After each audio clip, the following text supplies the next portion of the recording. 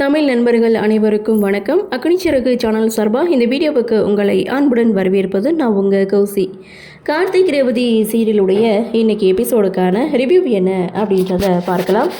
எபிசோடை பொறுத்த வரைக்கும் சொல்கிற மாதிரி எதுவும் இல்லை. ஸோ ஹைலைட் அப்படின்னு பார்த்தீங்கன்னா, மாப்பிள்ளை கட்ட வேண்டிய அந்த பட்டி வேஷ்டி சட்டையை கார்த்தி வாங்குறாரு. இதுதான் இன்றைக்கி எபிசோடுக்கான ஹைலைட்.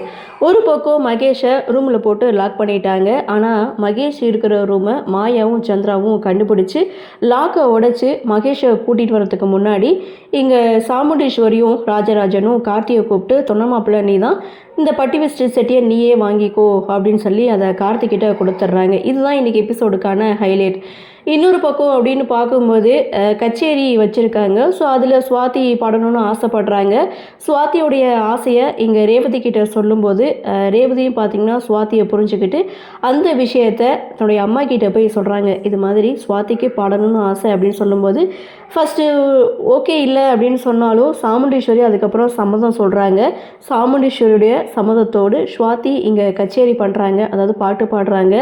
இதோட எபிசோடை முடிக்கிறாங்க. அடுத்து என்ன நடக்க போகுது அப்படின்ற ஒரு எதிர்பார்ப்பு. இந்த வாரம் ஆக மொத்தம் கல்யாணம் நடக்காது.